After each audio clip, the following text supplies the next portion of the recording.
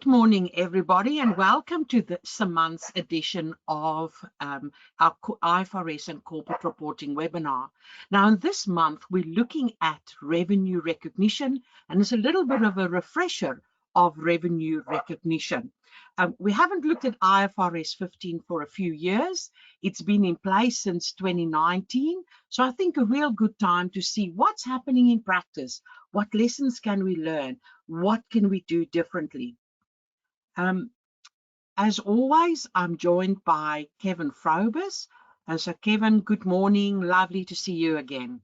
Hello, Aletta, and it's good to be back. Another monthly webinar. Can you believe it? It's March already. Yes. Almost planning for Easter, but it's good to be back, and hello, everybody. We would like to begin by acknowledging the traditional owners of the land on which we meet today and pay our respects to elders past and present, and we extend that respect to Aboriginal and Torres Strait Islander peoples here today. We would also like to invite you to register for our monthly IFRS and corporate reporting webinars. Remember, you do get an attendance certificate, and if you've missed a webinar, you can go back, look at the recording, and also look at the PowerPoint slides and download the PowerPoint slides. So we've already looked at what's hot and what's not in 2024. We've looked at the classification of liabilities as current or non-current in February, and this month we're looking at a revenue recognition refresher. We also have the monthly sustainability webinars, and next week we will be looking at developing a sustainability roadmap. And a lot of people are asking us about a sustainability roadmap. So I think that will be a great webinar to see how we approach it and how we tackle sustainability. The other thing that is brand new is that Kevin and I will be running face-to-face workshops. We'll be running carbon accounting masterclasses. So it's a whole day. There's a cost involved, but we'll be running these in Adelaide, Brisbane, Melbourne, Perth, Sydney, and we'll do a virtual one on the 7th of June. So 5 face-to-face workshops during May and a virtual one in June. So if you can't make any of the face-to-face sessions, we're really stepping through how to set an inventory boundary, looking at identifying and measuring scope 1, scope 2, and scope 3 emissions. Now, we know carbon accounting is usually the start of sustainability reporting, and therefore we want to start with carbon accounting. So please join us for these masterclasses. Then today's agenda. It's a bright red, Kevin, that we've got there for today's agenda. But the topics we'll be looking at, first of all, we want to start with the importance of revenue and revenue recognition. We want to look at the scope of IFRS 15 because, as we've previously discussed, the overlap of scope between IFRS 9, 15, and 16, and even insurance contracts are often somewhat problematic. We'll then look at the 5-step revenue recognition model. We'll step through each of the 5 steps, and along the way, we will share some war stories. Right at the end, we'll look at contract modifications because that's something that happens a lot, and there's specific things to think about, and a number of other practical issues. So you can see, although IFRS 15 has a lot of literature and a lot of amazing examples out there already, we do want to do a quite high-level flyover, but then also share some war stories across IFRS 15. I thought this would be a good time to maybe just share a lot of the video resources that we've got available. So I've got a link there to our revenue topic page on our website. And there are a number of articles that's appeared in Corporate Reporting Insights over the years. There are also a number of video global publications, which is IFRS at a glance and IFRS in practice. All our previous webinars around IFRS 15 are there. There are a number of IFRIC agenda decisions dealing with the revenue recognition, and we've got some online training. So a lot of resources available for you, and I just wanted to remind you of those. I think an absolutely amazing resource is our BDO IFRS in practice, dealing with IFRS 15, and it was updated in 22-23. So it's a newly updated publication, which includes all the latest decisions and a number of practical examples as well. So to kick us off, and Kevin and I will be looking at all of these topics together. So I might kick us off on each topic, and then Kevin will add his war stories and experience. So first of all, the importance of revenue. Now, it's really interesting. We know revenue is one of the factors that organizations will look at in order to assess whether they have to lodge audited financial reports with ASIC, because you look at revenue, your gross assets, your number of employees. Another interesting thing is under sustainability reporting, the draft legislation also refers to revenue as one of the measures to establish whether you are in Group 1, Group 2, or Group 3. For sustainability reporting purposes and mandatory sustainability reporting purposes in Australia. So again, revenue is one of the metrics. Now, what we've seen in practice is a number of clients are now suddenly really looking at revenue because they're saying, okay, we don't meet the size criteria around gross assets. We definitely meet the criteria for number of employees. So the deciding factor, because you have to meet 2 of the 3 criteria, is going to be revenue. So everybody's now starting to look at revenue and say, is this revenue or not? So that's a real focus on revenue. And what they are exploring is whether profit on sale of property, plant, and equipment is revenue or other income, whether interest received is revenue or other income. So there's a big focus on the definition of revenue because it can put you in a certain category for mandatory sustainability reporting. A lot of questions have recently been asked about that. The key principle around revenue is you only have revenue if it results from your ordinary activities. So it's not a question that revenue can only result from IFRS 15. You can also have revenue from IFRS 9, financial instruments, interest earned or fair value gains, if that is your ordinary activity because you're a financial institution, for example. So first of all, Kevin, I think what we're seeing a real focus on the definition of revenue. What is revenue? What is other income? Because it is a threshold issue around compliance and lodgement obligations, which is the last bullet point that I've got on this slide. But some other reasons why revenue is so important. We know it's one of the most important financial reporting metrics. So when transaction happens, when there's due diligence, people are interested in what they're buying and what the revenue is being generated by the entity they want to buy or considering to buy. Obviously, revenue has a direct impact on profit. Without revenue, there is no profit. It doesn't matter how you minimize your expenses, you need revenue to get a profit. It's an indication of activity level at an organization. It's a really prominent number. It's the very first row we see in our statement of profit and loss and other comprehensive income. Investors often focus on revenue growth and acceleration. And the other thing from an audit perspective, never forget this, that for auditors, revenue is an assumed significant risk in ASA 315. So they have to focus on revenue recognition, consider systems and processes around revenue recognition. So I would say revenue absolutely is the talk of the town, and mainly at the moment, conversations driven around mandatory sustainability reporting and whether we meet the revenue threshold or not. Kevin, anything to add here?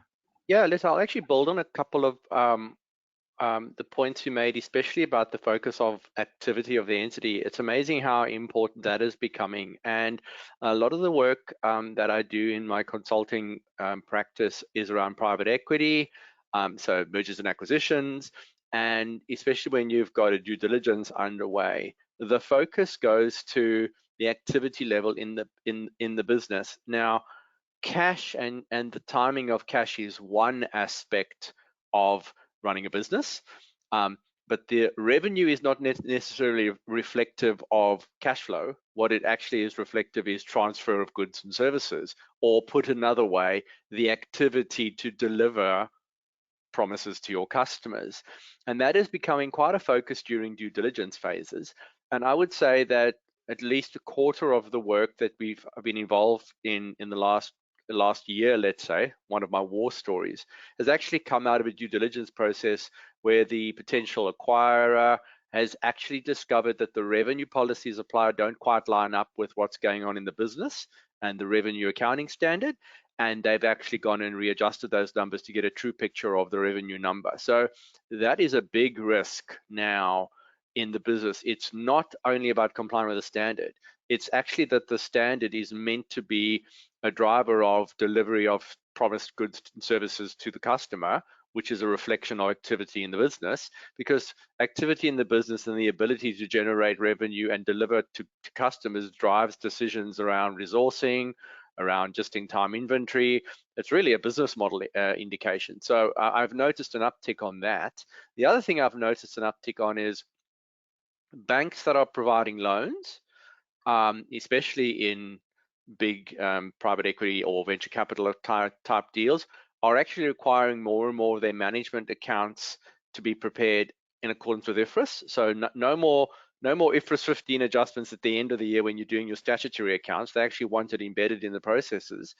And talking to a couple of the bankers along the way, the key things they look at are the revenue number, because once again, is to focus on activity and especially again about drawing down from debt facilities in order to fund investment in resources to deliver on those contracts. So it's massively important now. It's no longer just a compliance issue that everybody talks about, the revenue standard. So I'll leave it at that. Yeah, Kevin, the other thing I was just thinking about, I often get involved in some litigation support matters, and often it's around revenue recognition. So the buyer and the seller enter into arrangement on a revenue, and the payouts are linked to revenue, or in some way linked to revenue. And then there's arguments on what's in revenue, what's outside of revenue. So I think that is kind of the follow-on from some of the kind of earn-out arrangements that you see, and due diligence arrangements. Can I put one last thing out on the table for you? And this is regulatory activity. And the reason why I'm going to mention that is hot off the press, as in this happened while we started the webinar.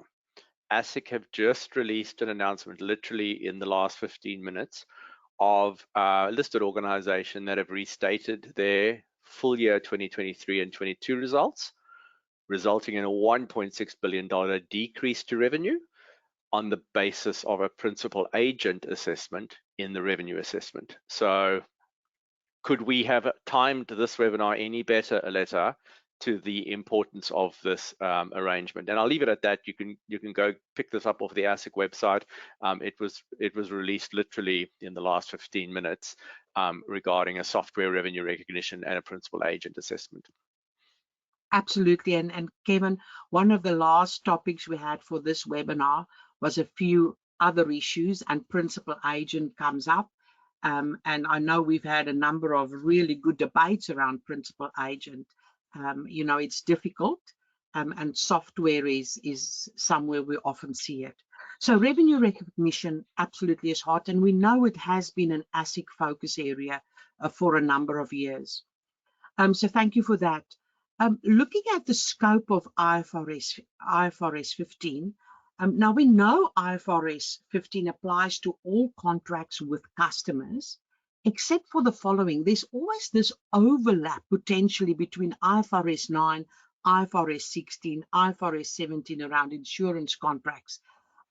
So, yes, we apply IFRS 15 for contracts with customers, but not if it's a lease contract within the scope of IFRS 16 leases. So you're a lessor, you receive rental income, you'll apply IFRS 16, or if it's insurance contracts under IFRS 17, and also financial instruments and other contractual rights and obligations that are under IFRS 9, financial instruments or IFRS 10, 11, 27, IAS 27 or IAS 28, consolidated financials, joint arrangements, etc. Now, I think all of us have a fairly clear idea of how that interaction works. The harder one is the last bullet point on the slide, and that is non-monetary exchanges between entities in the same line of business to facilitate sales to customers or potential customers. And we've provided an example there. So really interesting. Sometimes organizations work together in order to achieve an outcome for their customers. And the question is, how would we recognize revenue in that situation? So that is an interesting one. And if you get into that situation and you scoped out of IFRS 15, what is the actual accounting treatment is often tricky. So that's some of the scope aspects. The other thing to understand is it is possible that certain transactions could sit within more than one accounting standard at the same time. So partially within IFRS 15 and partially within another standard. So a decision tree to assist you here, you would start by saying, do other IFRSs specify how to separate and or initially measure one or more parts of this contract? So if it's a contract with a number of aspects, if part of it relates to rental income, you would say, is there another IFRS dealing with it? Yes, there's IFRS 16.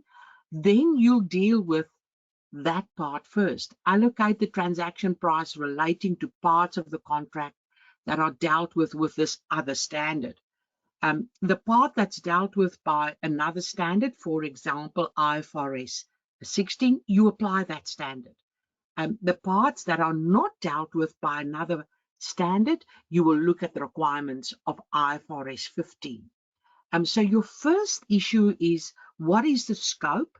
But we're not just thinking, are we in 15 or out of 15? We can also think, are we partially in 15 and out of 15? Right? So I think that is something to maybe just put on the table.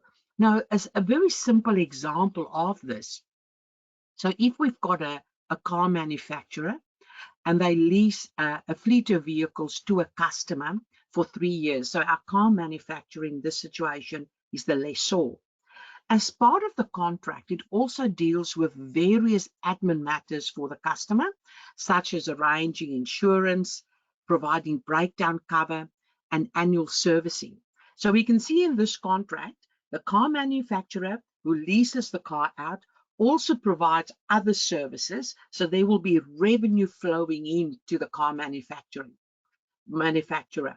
In this situation, IFRS 16 leases require contracts to be separated into lease components and non-lease components, and the vendor will then apply IFRS 15 to the parts that are non-lease components. The part that's a lease, you apply IFRS 16. So this is a really good example where in a very simple arrangement, we have to apply IFRS 15 and IFRS 16. So we're splitting the contract across various standards. This one is tricky in practice, and you have to look out for these. And the things to look for are IFRS 9, IFRS 16 are the common ones, and insurance, some of the common ones. Anything here, Kevin, that you've seen in practice? So a couple of war stories that might have maybe wide appeal, that I've come across recently. One of them will actually be in the not-for-profit space. I know we're not focusing very much on not-for-profit today, but it does demonstrate the concept of a component approach. Those of you who follow us quite regularly will know I have this passion for termination for convenience clauses. I'm not sure I have a passion for it or a disdain for it, but it does certainly exist in my life that I have to deal with termination for convenience clauses. That happens a lot in government contracts or contracts with not-for-profit providers, where the grantor or the customer has the right to terminate the agreement pretty much without cause at a particular date. What that sometimes does is it creates a right that is a terminate at any time right, where there's no significant penalty, and you have to repay. In often situations, you have to repay maybe an unspent portion of funds or something to that degree. That would ultimately lead to the contract containing a financial liability.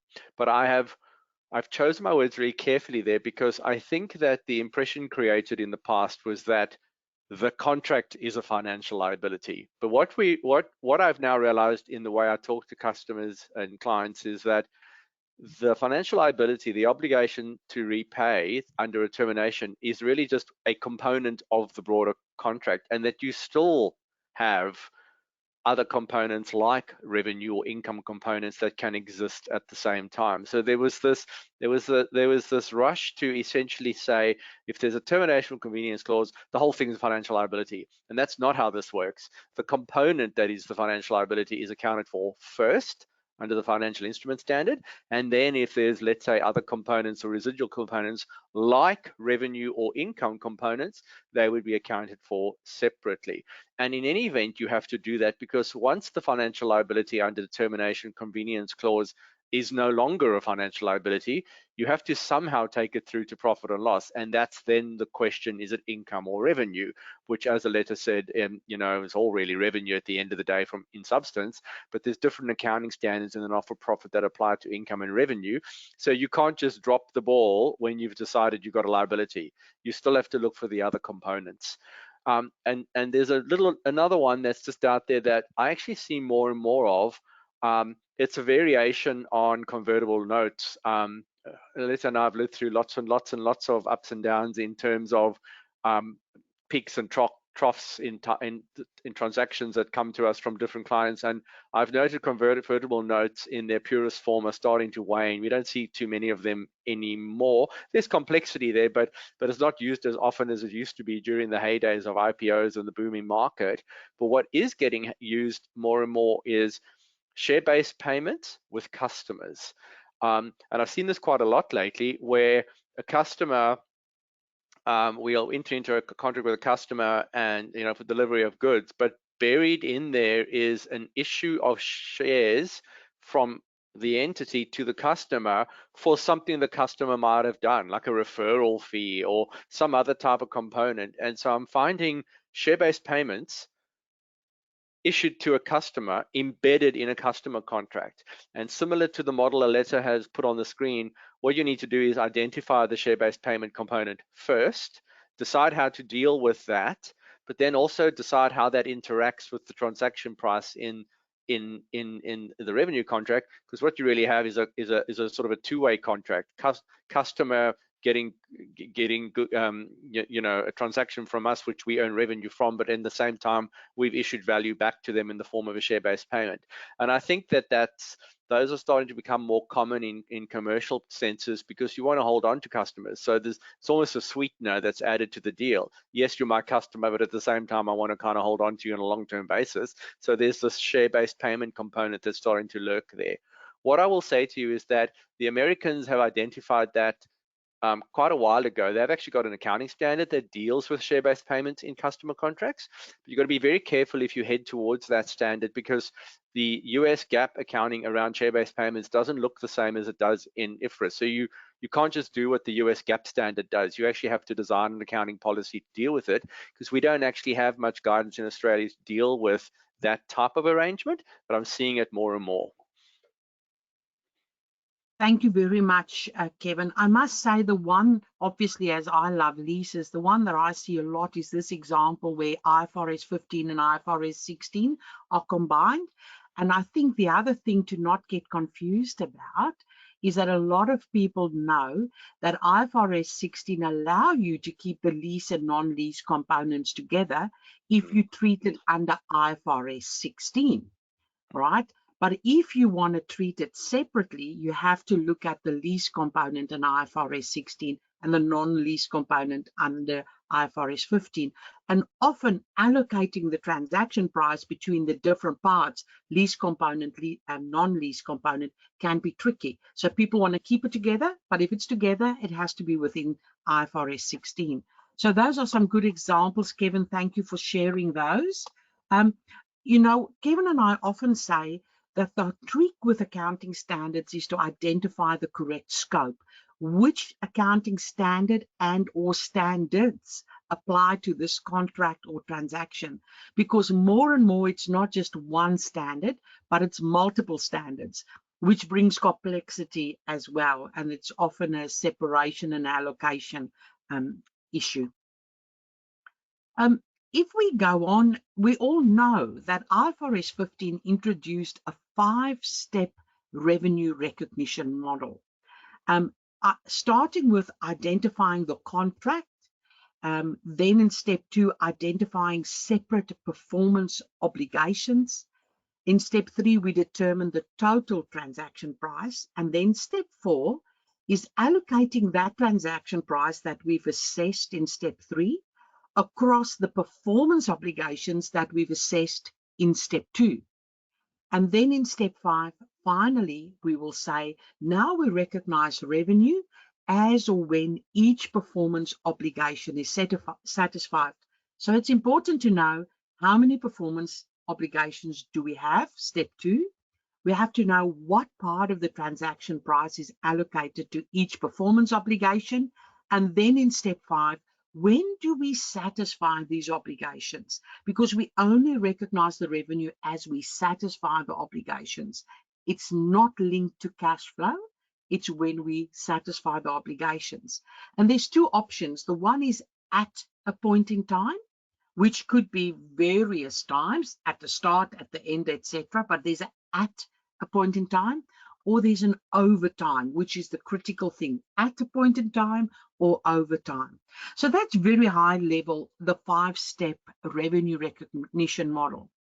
I think one of the things that I'm seeing in practice is that organizations adopted the 5-step revenue recognition model in 2019 and applied it to the transactions, the services, and the revenue streams they had in place in 2019. Beautiful accounting policy. However, the business has moved on. It's 5 years later. Potentially, that accounting policy and the revenue recognition policies for those streams no longer suitable and fit for purpose. We're starting to do new things. We're starting to do different things. We may be even starting to do the same things, but we do them differently. And therefore, all of those changes have an impact or potential impact on our revenue recognition, the timing of revenue recognition. So revenue recognition policies is not a static policy. It has to be updated and it has to evolve over time as your business evolves over time. That's the one thing. I think that's something we're seeing a lot. The other thing that we're seeing a lot is that organizations are trying to still apply a one revenue recognition model to all of their contracts. Now, if you want to do that, all of your contracts need similar terms and conditions. As soon as we start to tinker with the terms and conditions for specific clients, because we want to keep the clients, we want to keep the customer, and therefore we play around with terms and conditions to get the deal across the line, we have to think, how would these changes impact revenue recognition? So it only works to apply one model to all your contracts if your contracts are exactly the same. And in practice, they're not exactly the same. We tinker with them. It's really important that our clients sit and think, what are the services we provide, what are the goods we're providing, what are the types of arrangements we have in place, and identify the buckets and do an analysis per bucket. Remember, when the auditor come around and they select a sample from each bucket, and those samples have different characteristics to the bucket, there will be a high level of suspicion on whether we've got the buckets right, whether we've got our policies right. So I think it's really important to have a think about, do our policies still meet our business model? Aletta, I agree with you on that. One thing I spotted recently was sales managers and sales supervisors have been granted more rights to negotiate contracts, because obviously everyone's trying to grow revenue in a challenging Yeah, market. If you've got a separate sales team and they've got delegated authority to negotiate contracts, you're going to have a problem when it comes to your revenue recognition at treating all contracts the same, because clearly there is scope to negotiate. And the places that sales team negotiate on are often termination rights, because they want to sweeten the deal about entities getting in, modifications to contracts, discounts across some or all performance obligations, free goods and services, and all of those things ultimately impact the revenue accounting. So it is something, if you're doing a risk assessment on your revenue processes, delegated authority to a bigger team of sales people is a good indication that you've got contract by contract revenue assessment as opposed to portfolio revenue assessment. absolutely. Thank you for that. So in the first step, in step one, we've got kind of two parts to it. And this is how I'm including here some the decision trees that Kevin and I developed way back when in 2017, 2018, when we're trying to help clients to get ready for the implementation in 2019. And in step one, we've broken it into two parts. In little part A, we said, first of all, you have to identify the contract and all the contracts with the customer. So let's get all of that on the table. And then we have to assess. So let's get all of them out. And then in the next step, we also have to consider whether we should potentially combine these contracts. So this is this real argument of there could be a lot of legal agreements and legal contracts, but we don't look at all these legal agreements in isolation. In accounting, we look at substance over form. So we bring them together, we consider whether they've been negotiated as a package deal or not. Now, to identify the contracts with the customer, a number of things to have a look at, to know whether they're within IFRS 15 or not. Some of the things is, can we identify the parties' rights around goods and services? Can we identify payment terms? Does the contract have commercial substance?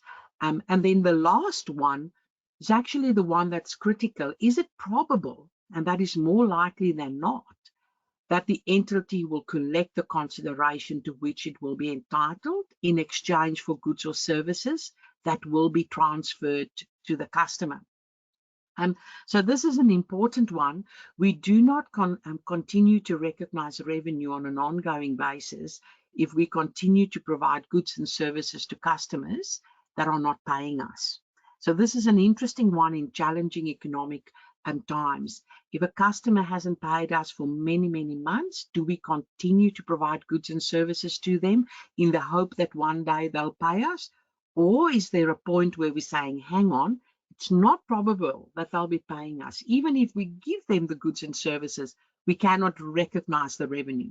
So we're not saying change the way you do business. If you want to give them the goods and services because you help them through a tough time and there's some goodwill associated, happy for you to do that. However, you cannot recognize the revenue associated with it if we assess it's not probable that you'll ultimately get paid for it. So that's a tricky one, but I think it's a good one to make people stop and think.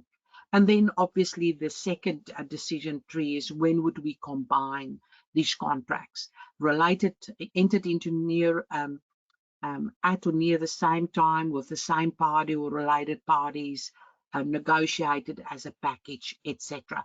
And this can have a big impact on step 2. Whether you combine contracts here or not can have a big impact on step 2. Because in step 2, we're trying to say, I've got all these contracts together, maybe 5 contracts together. Now we look at the 5 of them collectively and identify whether we've got distinct performance obligations. Kevin, anything to add on step 1? No, I think we've probably hammered this one to death, other than to say I have been involved recently in a couple of contracts over commercial substance and committed to the terms of the contract, where a customer was negotiating a customer contract with an organization, but the party who was negotiating with them wasn't authorized to do so. So really, they had a signed contract that had no commercial basis in terms of any legal, or the status of the commerciality of the contract was in doubt. I would just say just check out for that. Just make sure the person who signed the contract and who you're negotiating for on the customer side is authorized to do so. And that's a good example of how you can come into strife there. Yeah, and you know, Kevin, it reminds me of some of the comments we made last month when we talked about if you're in breach of a covenant, you know, who from the bank will say to you, you've got a period of grace, for example, or, you know, we're not going to call this loan. Is it just the relationship manager, or is it somebody that has the ability to provide a period of grace or a waiver? So it's a similar concept.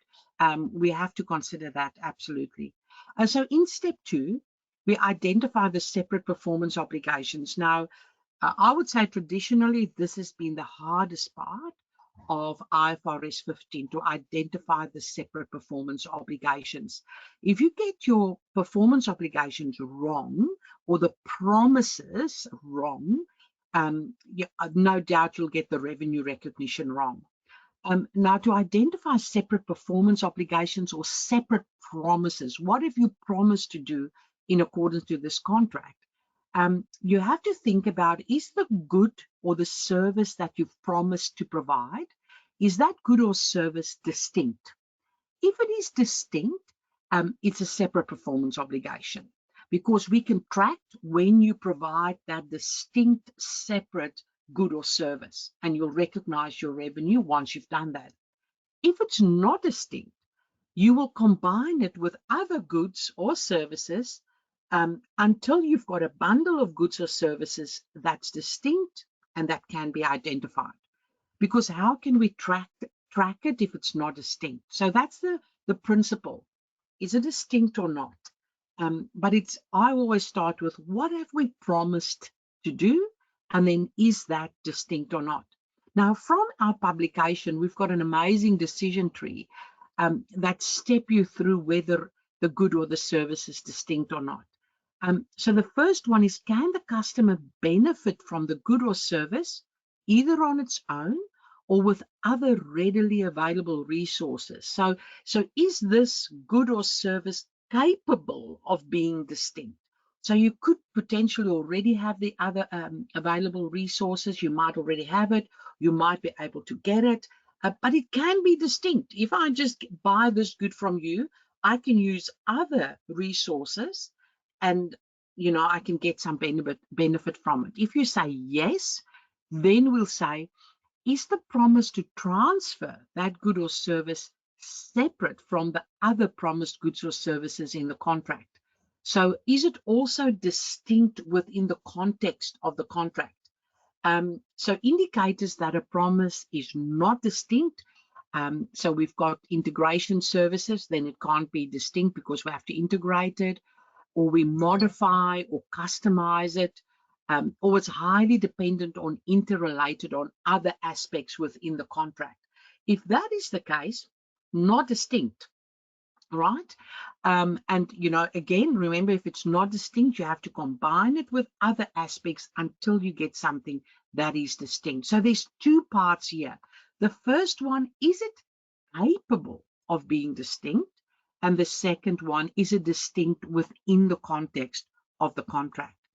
Now, there's a lot of angles here. Now, I think Kevin, this is a really old example, and you will remember we've had many discussions, disagreements over the years about the construction of a wall.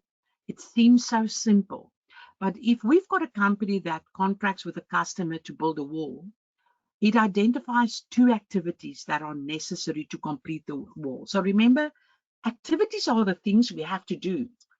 Different activities that we have to do are not necessarily separate, distinct performance obligations. So we have to arrange for raw materials, such as bricks, to be available at the customer's premise, and we have to provide construction services to build a wall with these raw materials. So those are the activities, clearly. So now the question is, the sale of the raw materials and the provision of the service for the construction of a wall are capable of being distinct, absolutely. We can buy bricks and get construction services somewhere else. So although the failure to purchase the construction services would not significantly affect the delivery of the bricks, the nature of the overall promise is to build the customer a wall. So although we pass the first hurdle, the bricks and the construction, capable, it can be distinct. In this situation, what did we promise? We've promised to build a wall. This contract is to build a wall. So consequently, we would say the risks associated with each activity are not separable, and therefore they're not distinct within the context of the overall contract. And the reasons, the raw materials and the construction services are both inputs that combined and result in the creation of a single identifiable output. And that's the wall. Our promise is the wall, to provide a wall. The provision of the construction services significantly modifies the nature of the raw materials, and this is critical. Once we apply the construction services, we don't have a heap of bricks lying around. It really turns it into something very useful, and that is a wall, and that's what we promised to deliver. So really important that in this situation, we do not have 2 separate performance obligations. We have separate activities, but we do not have 2 separate performance obligations, because we have to focus on what did we promise to provide to the customer. Now, I know that's been a tricky one in practice. Kevin, we often see the construction of a wall scenario play out in IT, where we sell software and we also have to implement the software, or we sell software and that software has to integrate with existing systems. And then it's that judgment on whether we are selling software, and then there's separate services of integration, or whether it's a package deal. So what did we promise to provide the customer? I don't know if you've seen this in practice, something to share. I'll just build on that one. The example I had in my mind while you were talking was the licenses agreements, and how we integrate products into our IT or into our offering. But it was to build on something you said earlier on in the webinar about what we did in 2019 may not be what we're doing now. Because especially in platform licenses and platform technology, more and more we're finding that in order to sell a subscription to a platform or a platform IT asset, customers are demanding more than just access to the platform. They're also requiring data from different sources to be accumulated, and that data is then getting analyzed. And sometimes they can do the analysis themselves using functionality in the platform, but sometimes actually the entities are actually creating, shall we call it, thought leadership content based on the data that then is actually available to you as part of the platform license. So not only is the wall a wall in this example, but in the IT world, the wall is becoming something else.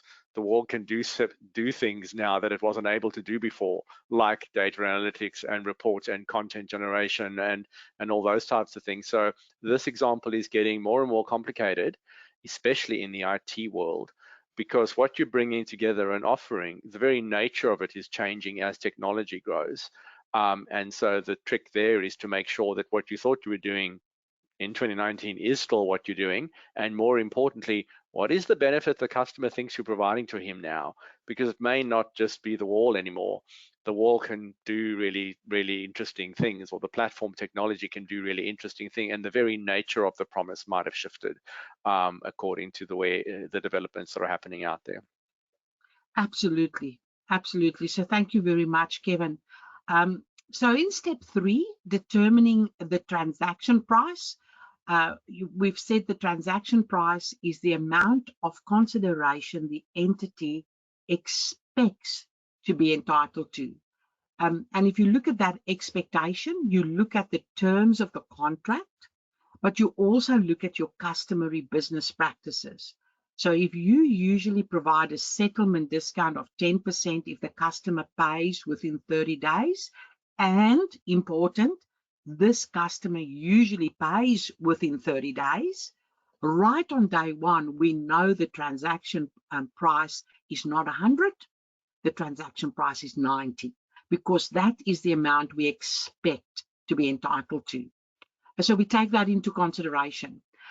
So what's important again here is different customers maybe receive different potential settlement discounts or volume discounts, and different customers behave differently.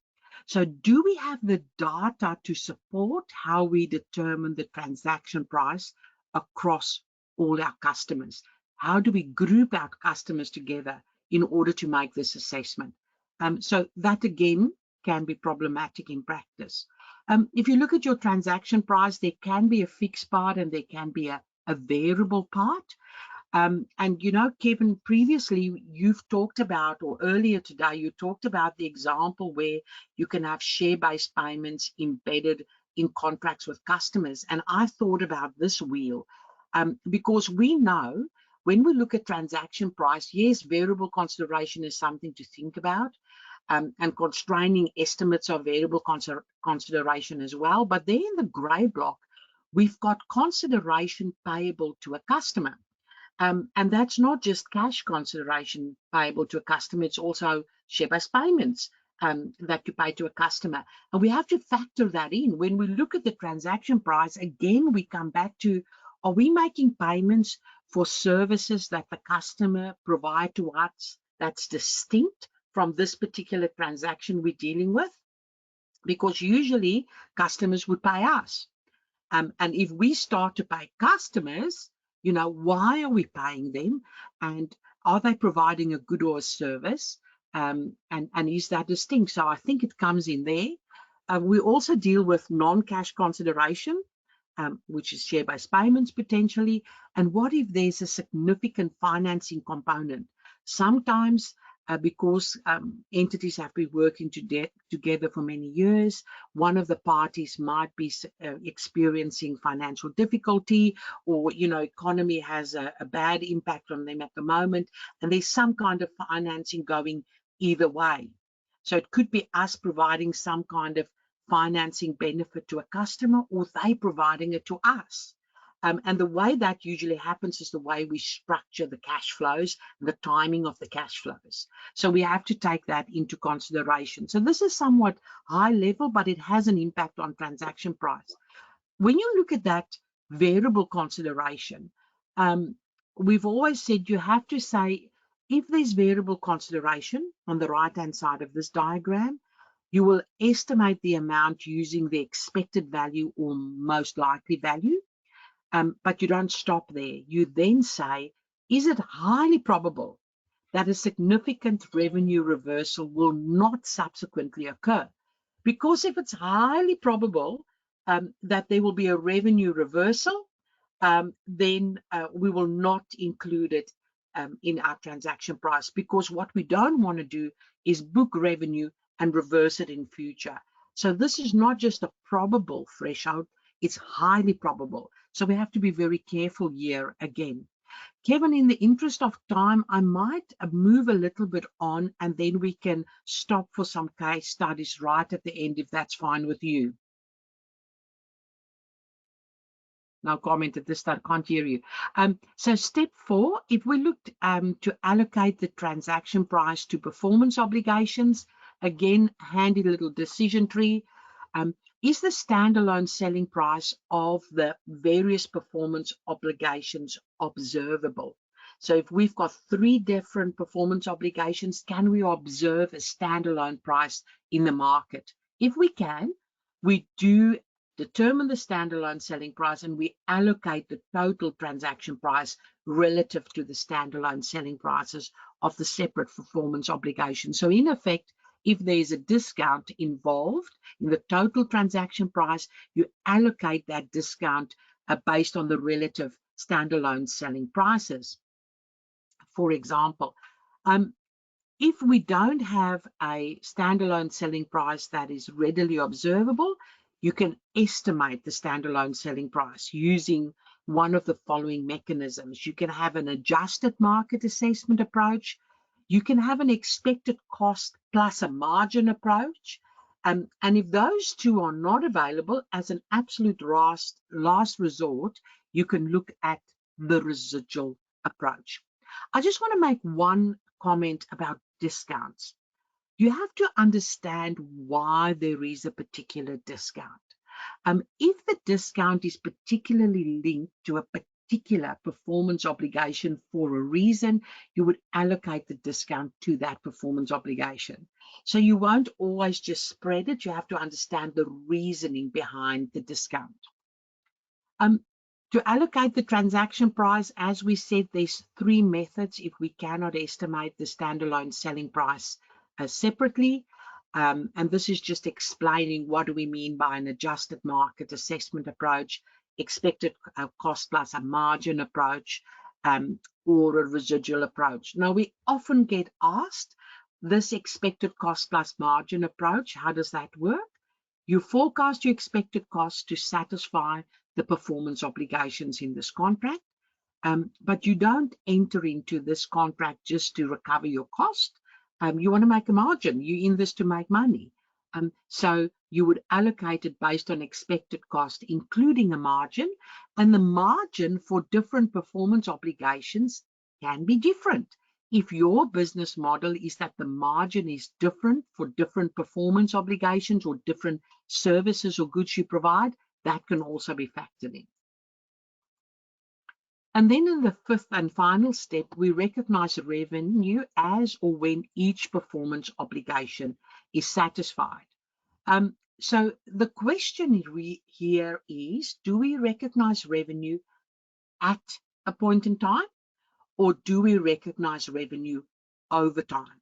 Usually clients will try and get to recognizing revenue over time, because that would usually give you the opportunity to recognize revenue from earlier on over the period of time.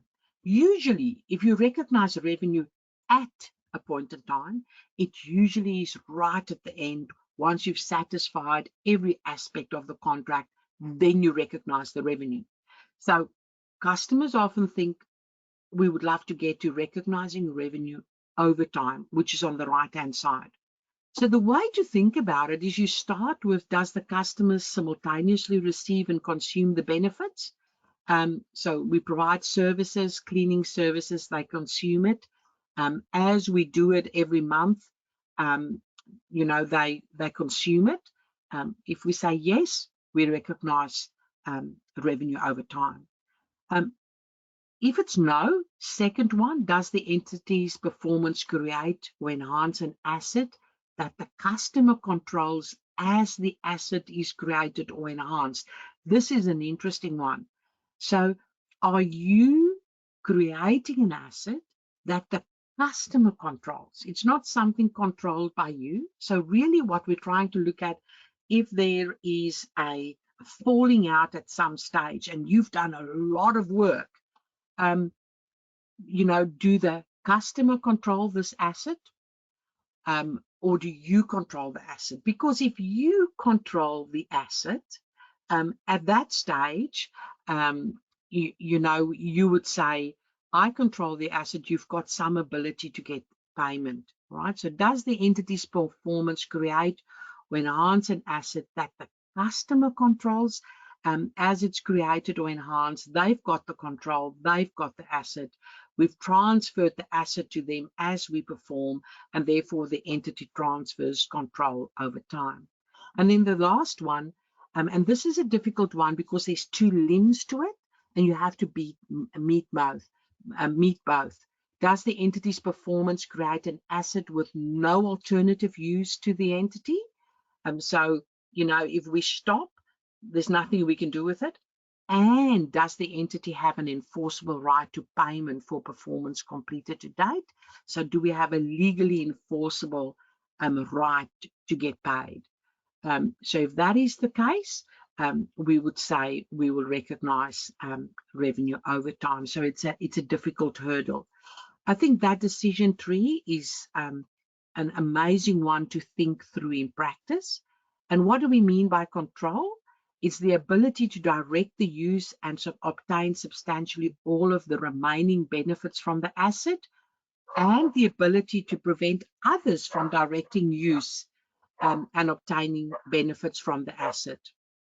And then also, once we've decided or realized that we can recognize revenue over time, we will measure progress to depict the entity's performance in transferring control of goods or services promised. You can use the output method or the input method, and these are just some of the examples of output methods and input methods. I'll touch on contract modifications because we see this a lot in practice. Entities enter into contracts, and later on, for various reasons, they decide to modify their arrangements. They add additional goods or services, they change the prices, they no longer provide all the originally agreed goods or services, etc. So as soon as we've got contract modifications over these two slides, I just try and flag how to think about it.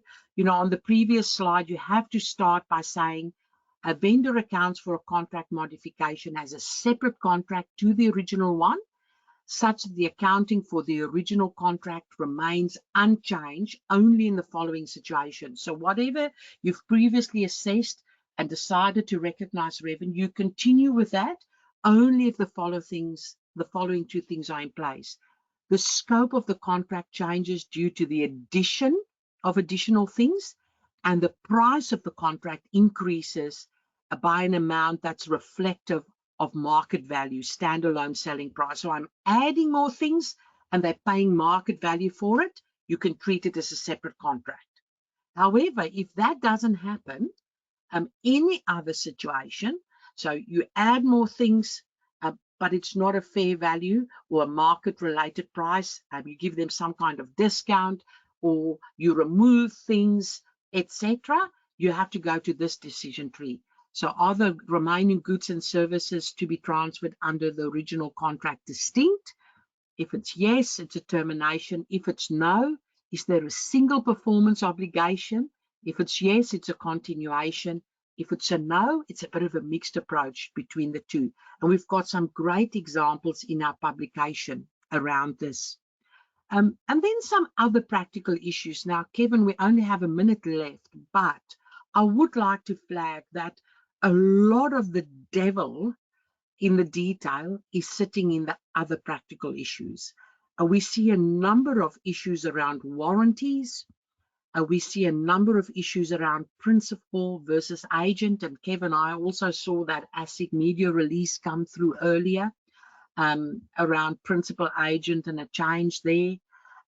We see non-refundable upfront fees, problematic licensing, hugely problematic, licensing arrangements, etc. So again, I think we try to give you a little bit of a refresher of the big picture issues, try to share some war stories, but there's a lot of issues here. We've got a great publication that you could look at.